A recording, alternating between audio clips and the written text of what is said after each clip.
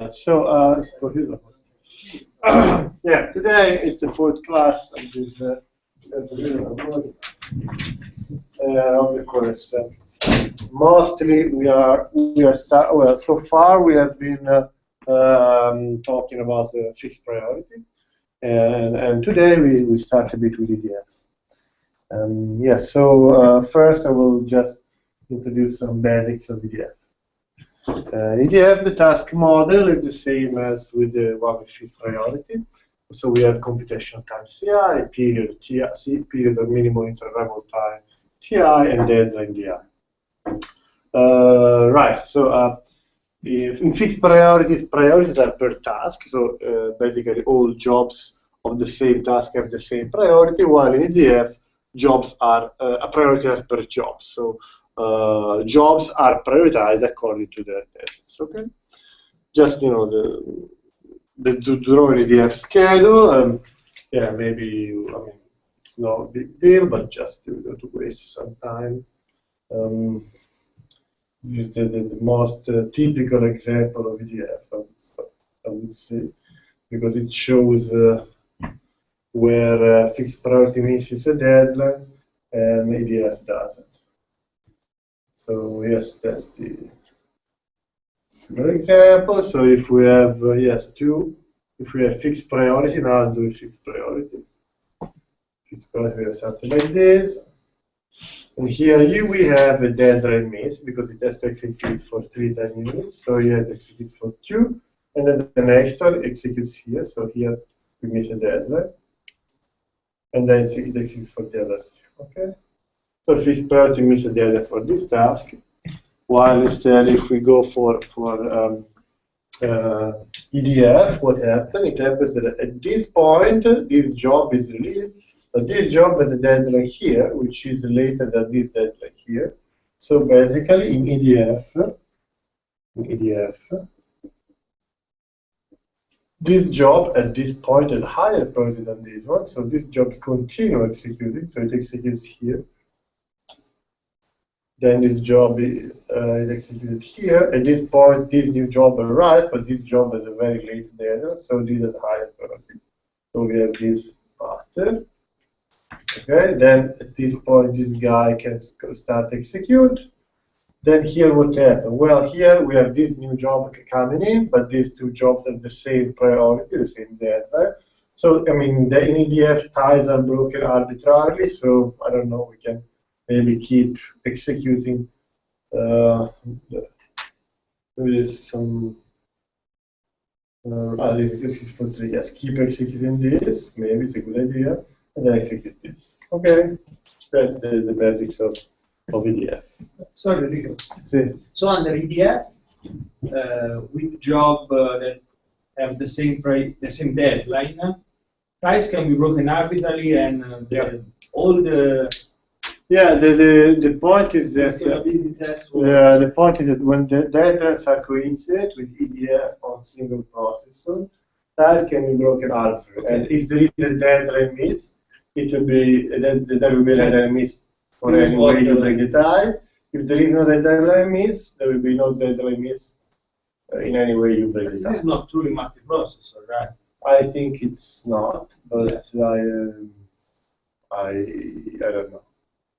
I didn't think about that very carefully. Okay, and this is EDF. Okay. Yes, why is interesting? It's interesting because if a task set is feasible, we are in uniprocessor, right?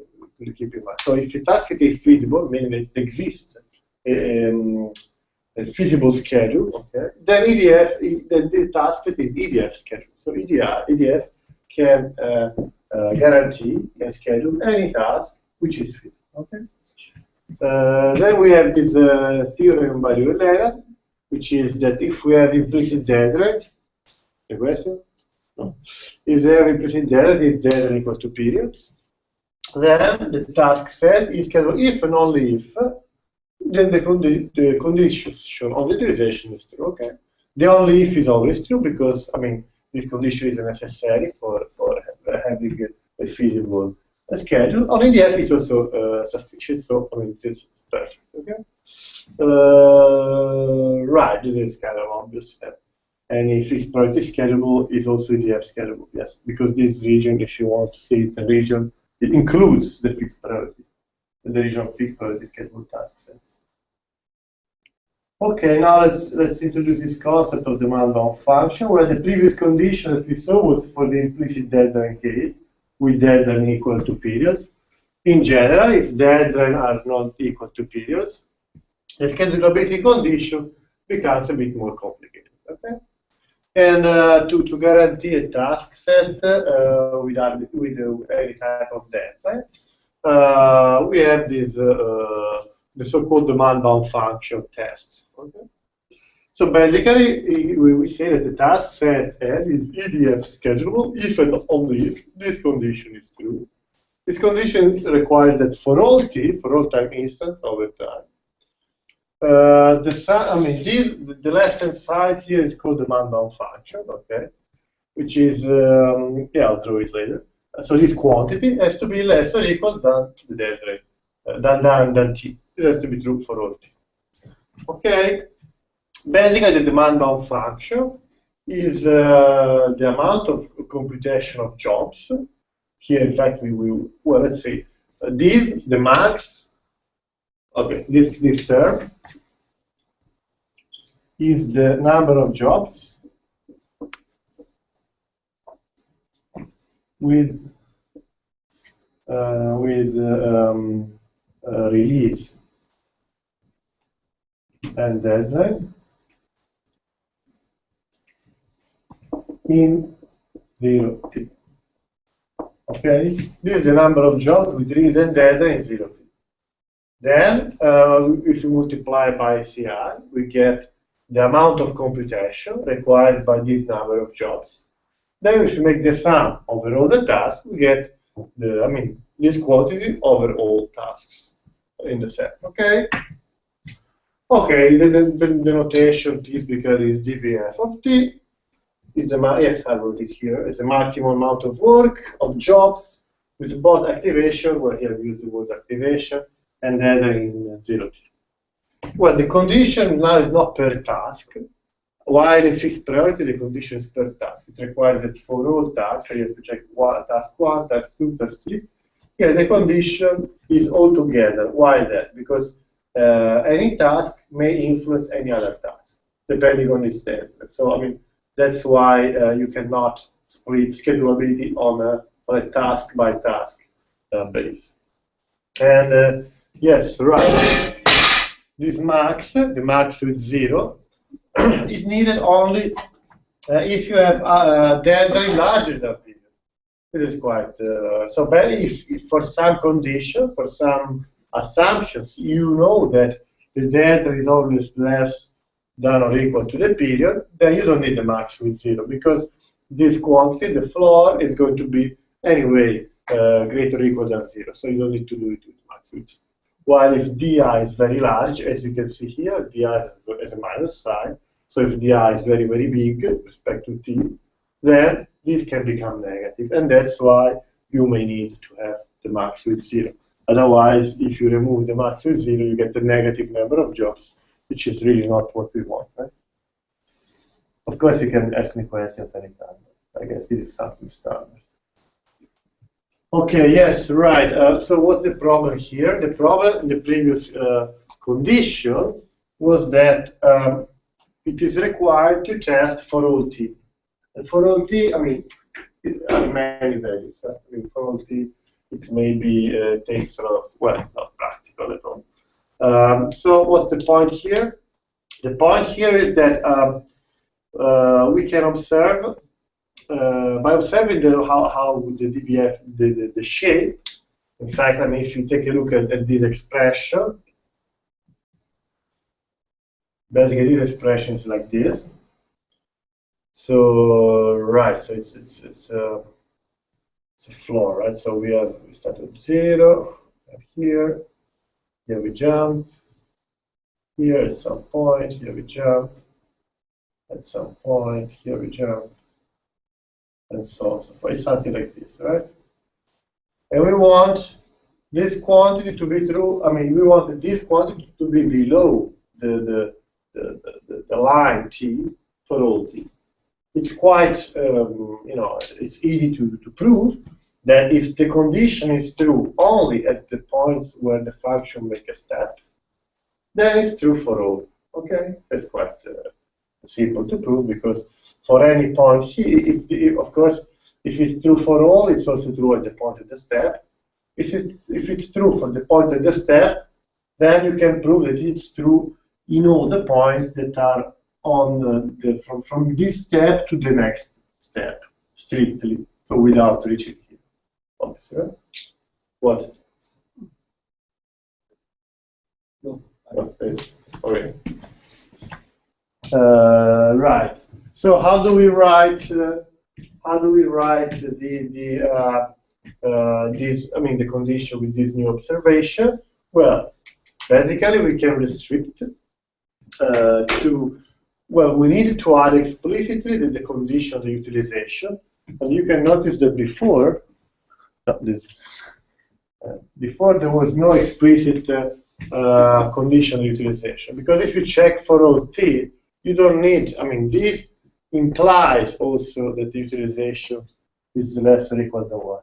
While here, since we are making the test over a bounded set, we need to require explicitly the condition of total utilization to avoid that for large t, the demand bound function may go above t.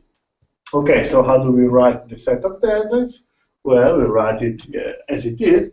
So the set D is the set of absolute deadlines dik, deadlines of task I, job k, where then dik is what? Is di plus a multiple of ti, where so then k is then the index of jobs, where I is the index in the tasks, and k is the natural numbers, all jobs. However, we wanted all deadlines to be less than some d star. D star is a sort of upper bound to the point where we need to make the test.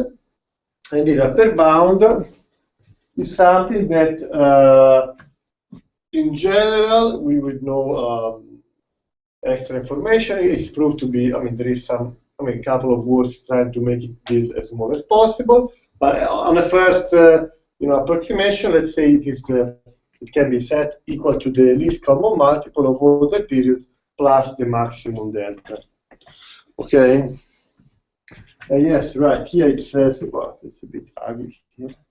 Maybe a bit ugly. Oh, it's not this. Check it.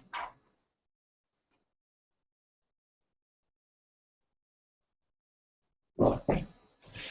Right, so H is often sometimes we denote the least common multiple of periods as H, and we call it hyperperiods of the tasks. Okay. Right, to reduce the number of points, one can do now. What's the good thing? Now this test is something that we can at least have. The test before we could not use, because for all t is an infinite number of points. This at least is a finite number of points, so we can implement it. But of course, it is interesting to try to reduce it as much as possible, to reduce the number of points as much as possible. Then, what can we do? Well, from the condition of upper bounding the demand bound function, that is the condition that. So now we have this upper bound function, right? With the demand bound function.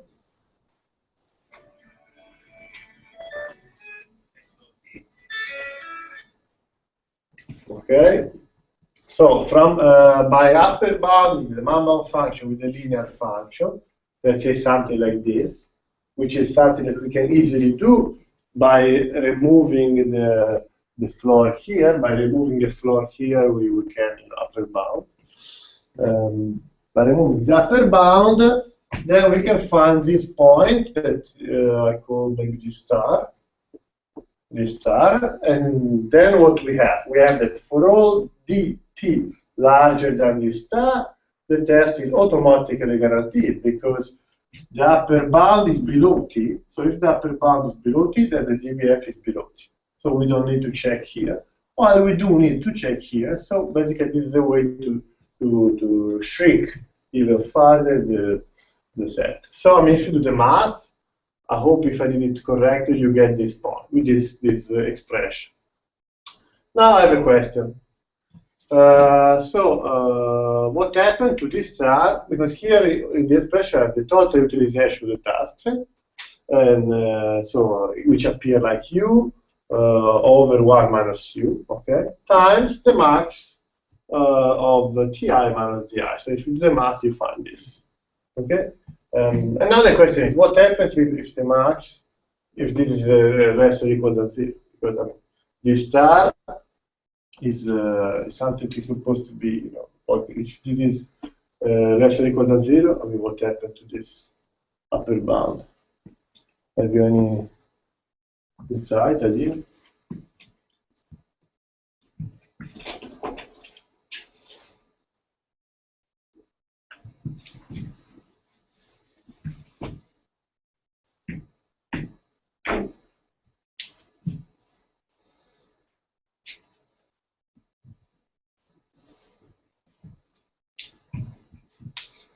You have no idea. Okay. If you have no idea, I try to help you with the idea. So if the max of ti minus di is less or equal than 0, what does it mean? It means that all ti minus di are less or equal than 0.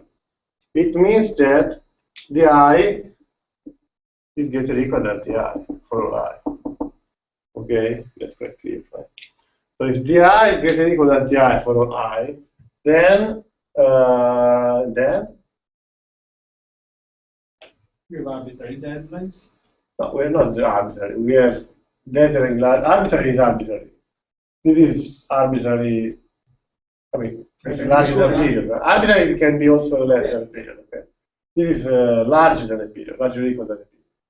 But if we have the utilization less or equal than 1, and deadline larger or equal than a period, and then what? It's scalable, and that's it. We don't need to do big magic, right? So, the task set is obviously scalable because, right? So if the max is less than this, then it's less than equal. Then you know we have all data that's larger than period. Since I'm using this sustainability to prove something that is obvious, but you know, just to use a concept that exists and is around. Since EDF is sustainable, then right, if yes, if it is schedulable when the data are equal to period, then it's also scheduled when they are larger. And since we have the condition of utilization less than 1, then it is schedulable because we have data equal to period utilization less than 1. So it is scalable because of sustainability. It is scalable also in all cases with data larger than periods. Yeah, but in this case, we don't know it is schedulable with deadlines less than or equal to periods. In this case, we don't know. If it is the task set is schedulable when deadlines equal to periods. I mean, you know, just by because so when we try to calculate these star, when we try to calculate this stuff, it is negative, which means that you really don't know. So you mean to say that you should calculate when d star is equal to d? No. In that case, it is implicit deadlines and yeah. Okay, no. Okay, good. Good, you did it yourself. Okay. So now, I mean, just to show you what does it mean negative. I mean, of course, well, you know what they mean negative, but you know when you have data that's larger than period, basically the first step of all tasks happens much ahead of time, right? So basically we have the DBF and something like a big first steps and then maybe smaller steps. In this case, of course, if you compute the upper bound and you compute the intercept with the t, you find something negative. So it's no surprise that you know when you have arbitrary data, the d star becomes negative. Sorry. It has been proved that the critical instant remains the same also with deadline greater than the period. I think It's not well. easy to imagine. I think it's proved, but then I have Andrea who always say, well, this is not really proved anywhere, so I don't know. I think it is something assumed to be true with very strong confidence. Okay? Then I don't want to hurt Andrea's sensitivity. No, but I think it is true, right? Is it true? In Sanjay's paper. So he can't. Yes, it's written by Sanjay. Yes. I think so. Yes, I think so. Yes. Okay, yes. Well, there is another quite nice test that is a faster and exact test. It is called quick convergent processor demands. I think it's demands, right?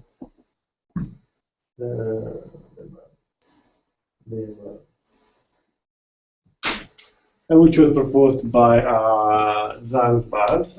Well, I think this is much simpler to be explained with the drawing. I mean, while I draw, we go through the algorithm. Let's say that we have, let's make the case of a feasible task set.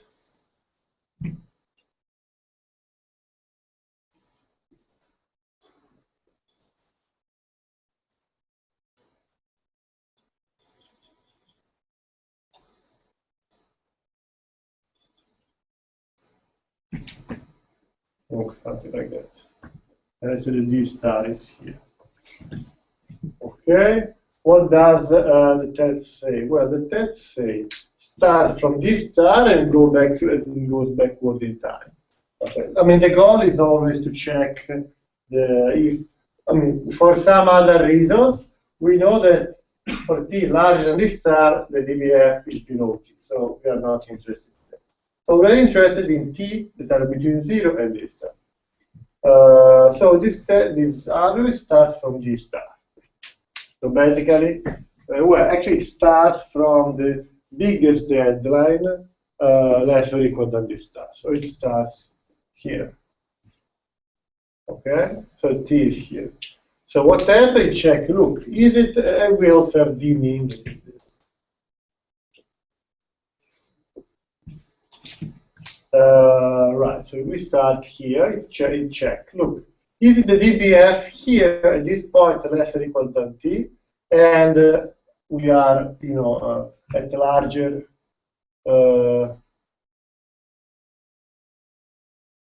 I don't know if it should be dBF of T or T. There's something I have to check. It's a mistake. dBF of T, but I have to check. Anyway, this is just a stopping condition. Maybe it's T larger than D mean or dBF of T larger than, I don't know. Anyway, so it's a stopping condition from the while. So what happens? Yes. So if the dBF, of course, if the dBF here is not, then we are out. We are not scalable. So we check, and we go in. So if the dBF of T is strictly less than T, because now we know inside that it is less or equal. So the only two options are if it's strict or not. If it's strict, then we set T equal to the dBF. So basically what we do, we take the dBF here, and we do sort of like this. So here we go at this point.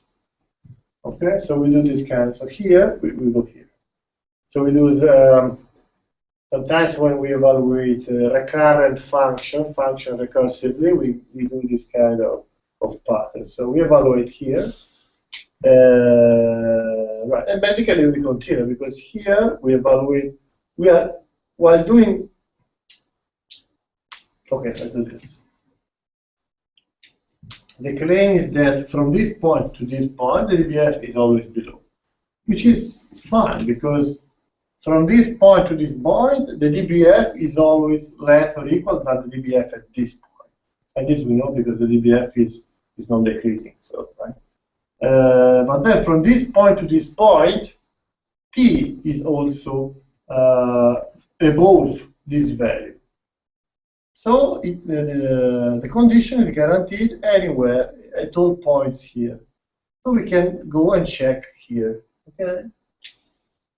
I mean, the advantage is that if in the case that here there are many steps, we just skip all of them, and we don't need to check all the deadlines in here. So somehow, what we do, while continuing the loop, we do here, here. Then we have T. We check the dBF here. The dBF here is lower. So the next T is going to be this.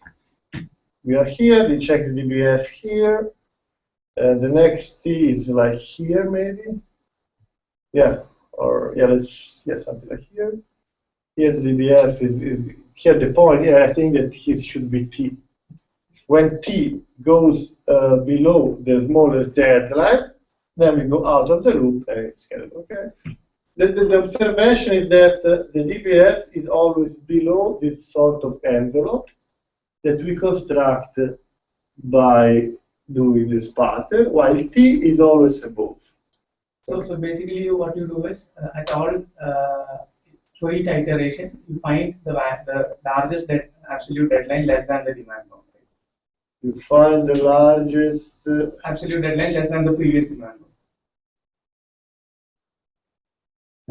The immediate points are not deadline. No, yes, these are not necessarily deadline. So in fact, here T takes dBF. Okay. Yeah. There is one point where you have to do a trick. The only point is when yeah, the second line, escape from the fixed. This is a special condition which occurs in the case where when you have a dBF which is touching T. Okay, because when the dBF is touching exactly T, if you do T takes dBF of T, you are stuck forever, right? So you have to go out. How do you go out? Basically, you take the largest deadline strictly less than T. Okay? So at this point, what do? You go here. You take T. So T is here, and with this rule, you would be stuck here forever. But then the escape rule is that here you take the largest deadline below T, which in this case, for example, is this value. Okay? And then here you keep going with the same. Okay, this is a quite efficient algorithm. It works fine when with low utilization.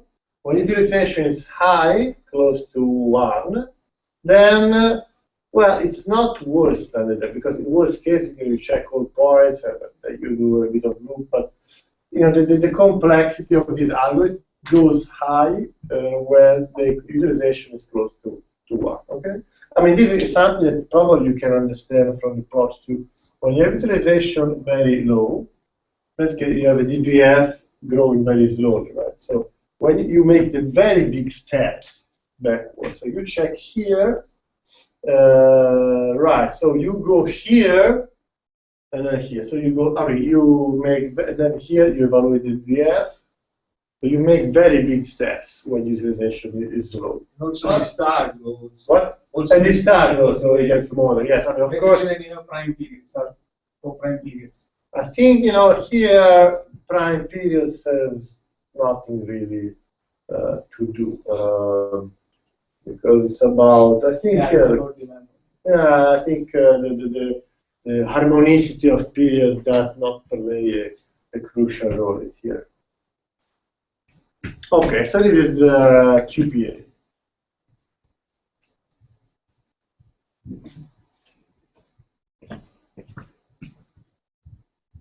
Then, of course, I mean, once we have exact tests, I mean, theoretically speaking, QPA is still not polynomial because when utilization is large, it takes actually still quite a lot of time, and the demand of function test does take a lot of time. So, I mean, there is an interest in developing the sufficient test for arbitrary deadline case or constrained deadline case, which help you to find a good solution. Okay, so I mean, maybe the most natural way to apply to extend the test is the so-called density test, where basically you replace the period with the minimum between the period and the deadline. So somehow, if you have a task with activation, like with a deadline, let's say activation and deadline here, and activation deadline here, activation and deadline here, okay? Here's the deadline, is the deadline. Basically, this corresponds to replace this task with something that does. So you have a deadline, and then you bring the activation coincident to the deadline. And you have the deadline, and then the next activation coincident. So basically, it corresponds to reducing the period to the value of the deadline. And this is, of course, more a conservative transformation. So if this is a schedule, then this is also a schedule. That's the and it's called density. Sometimes this quantity is called density, while Ci over Ti is called utilization. There was also this test, which was proposed by Dev in 2003. This has still, I think, linear complexity because you can accumulate. So it's linear, right? It's linear. It's linear because you can take advantage of the previous computation. Yeah, so another interesting linear test with linear complexity was proposed in 2003 by Devi. Let me write a note about the complexities next time.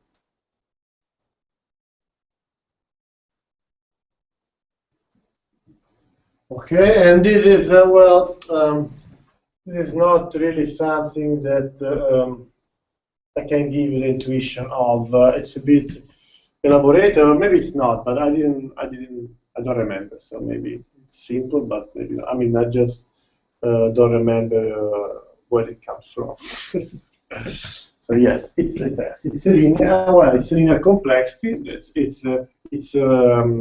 It admits more tasks than the density test, but of course less than the exact one. Right. So another stream of tests are those that are called fully polynomial time approximation schemes for EDF. And basically, these tests are, start from this observation, quite simple observation. They define the demand bound function upper bound of task I, function of t, and also k, where k is what? Is an index of the step at which we stop making steps, if you want. So basically, we have here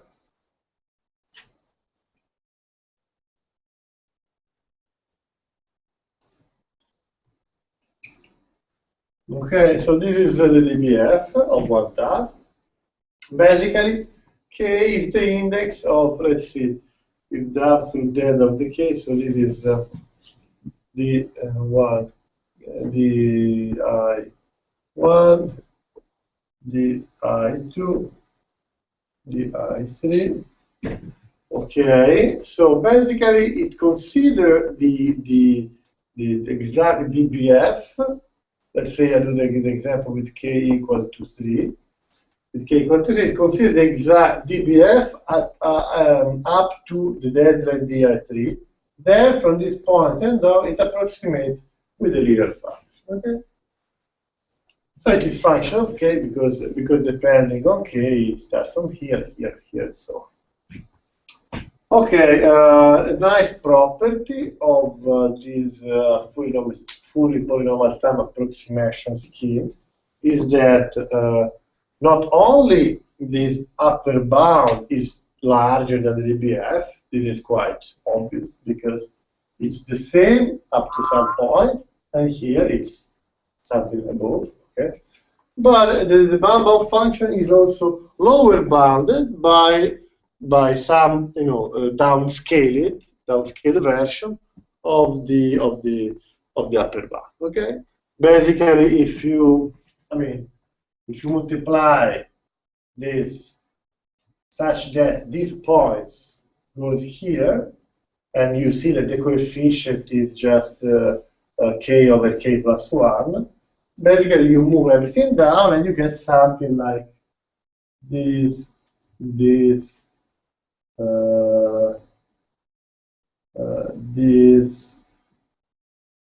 this, right? So if you multiply the upper bound by that term, basically the result of the multiplication is below the dBF. So this upper and lower bound condition allows to assert a quite interesting result, which is as follows. Well, right. So if the totalization is less than 1 and we check the dBF in all points denoted by dk bar, where k bar is the index of the deadline at which we stop checking. Okay, so basically this set cannot contain more than, so the cardinality of this set is less or equal than k bar times n, okay, number of tasks, because it includes k bar absolute deadline, at most k bar absolute deadline for all tasks. Right, so, and then we have to check if this is less than 3, because for values large, this is guaranteed. It's scalable. Otherwise, that's also the interesting part, the new interesting part. It is not schedulable over a CPU with speed k bar over k bar plus 1. Okay, this is called a resource augmentation bar. So we know that if this condition is sufficient, so it tells us that if this is true, then it's schedulable. However, it also tells us that if this is false, then it's not schedulable over a CPU with a reduced speed by this factor. Okay. And of course, if you make k bar going to infinity, then basically you reduce the gap between of inaccuracy introduced by this step. So somehow with k goes to infinity, you have this CPU speed going to 1, which is the one where we are performing the test. At the same point, you are increasing the number of points here. So you can trade, if you want, the number of points where you are testing the schedulability and the speed of the CPU on which is guaranteed to be not scheduled. Right, it's called a fully polynomial time approximation scheme. Enrico, the title. The title what? FPPA. It should be FPPA. Fully polynomial time fully approximation, fully polynomial FP. It's yes. FP, full. Thank you. Fully polynomial time, fully polynomial time approximation scheme. Let's cross fingers. Thank you. Okay. Yes, right. Yes, today I think it's going to be quite a short class, but I think you don't mind. So, sensitivity analysis. In the same way as we did with fixed priorities, with EDF it makes sense, of course, to consider sensitivity analysis. Just as a reminder, sensitivity analysis has to do with the variation of parameters. So how much can I tolerate an increase or a decrease of deadline periods, computation time, whatever. Okay. Right. So, and this is really analogous to fixed priority. So, in the sense that what is the maximum tolerable speed? Well, that's not that difficult because we have sum of something, let's say, okay, I from 1 to n, We have this number of jobs I at t, ci less than or equal than t. We have this for all t into some set d that depends on a lot of stuff. Then if we want to find a speed, then a speed r means that if we go at speed r, basically we are dividing the computation time by r, and we bring r here and t down here. We transform the for all into max, and we get exactly that. Right? So from here we get for all t, r has to be larger or equal to sum of blah blah blah blah over t, and then for all becomes r greater or equal than the max for t into the set of sum t. Okay, this is what we get. I mean, it's just a super simple math. Right. And of course, and then the minimum speed, of course, is the one, the smallest that satisfies it. So that's why I call R min equal, well, so I call the minimum speed, then it's the one where you have the equal sign. So this is R min. Okay. Right. However, we have to consider that when computing D, the set of deadlines, since if we do the upper bound of the linear upper bound of the DBF into the set D, it appears D star, and D star was function of the utilization, right? And now, since we are playing with the speed and we are playing the utilization, computation time, we cannot use that expression anymore because the value of utilization is subject to change. So here we can only use this. We can only use as D star H plus max, the classic, the older value. Okay? So but I didn't get that. Why do you want to find D star again? No, the star is needed to reduce the set of deadlines over which you are checking the test, right?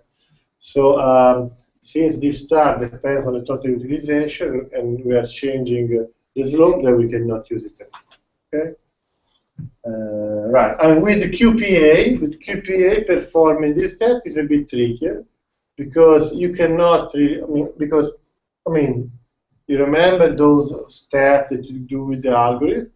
Those steps do depend on the value of the computation time. So it's not that simple to find how much you can change the computation time such that the QPA remains true. So apply QPA for sensitivity is a bit harder.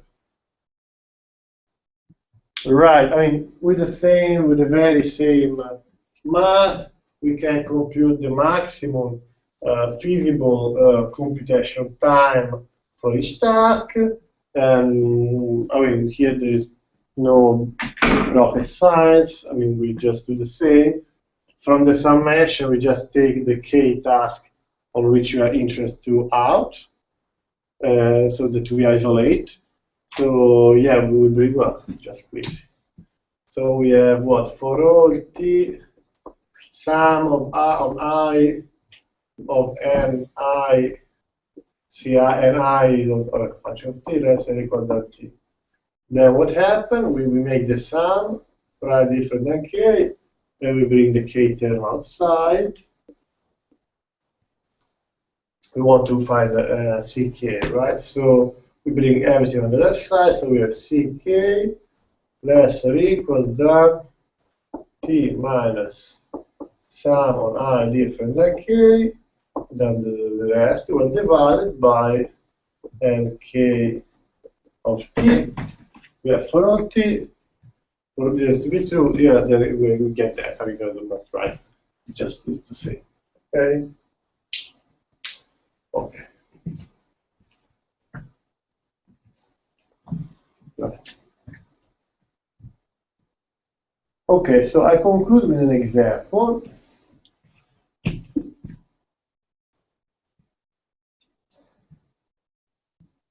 I conclude with an example with these numbers. Let's see if what happened in the schedule, just to recall. So here we have what check. No, this is a bit long. No, next time I do the schedule in the slide.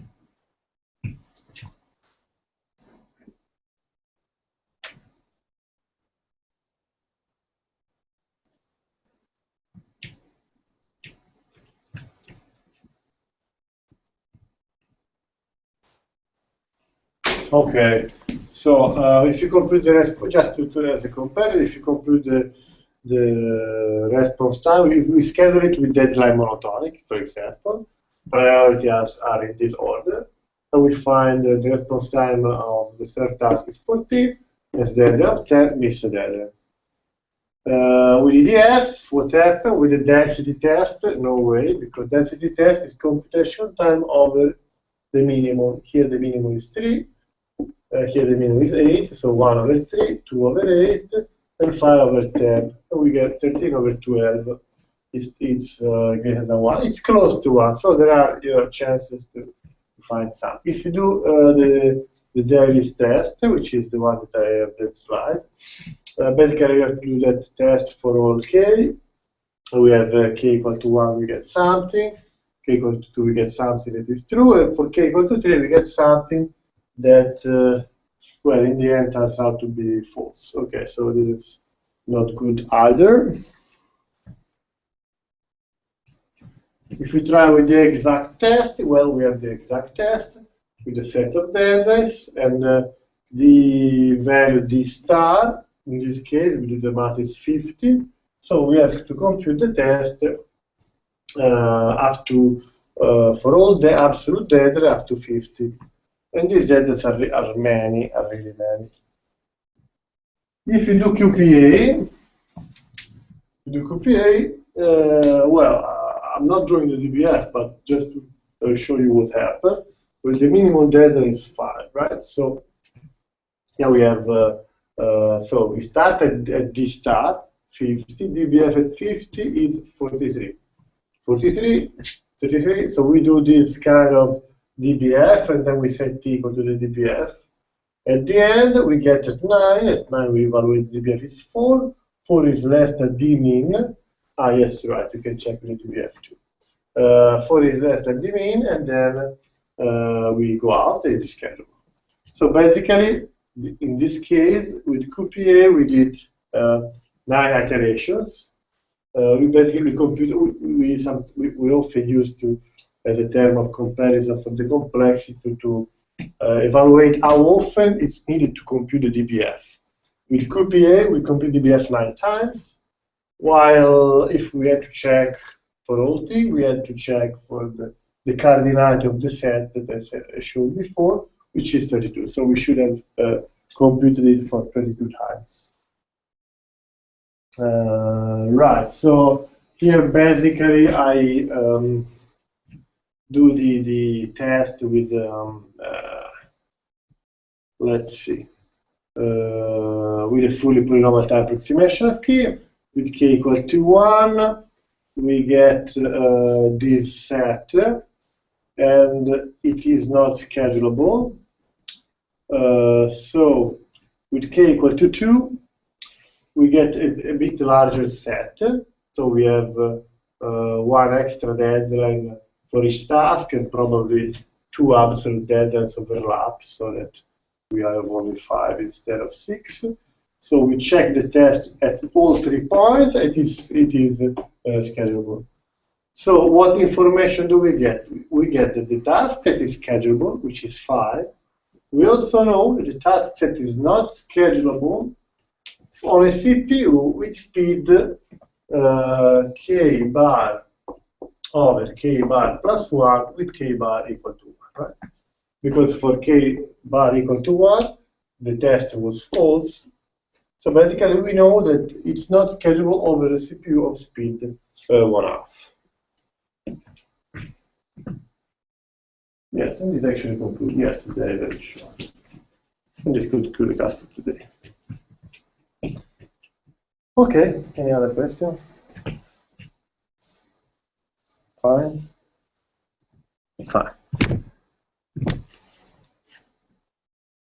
Non c'è la missione.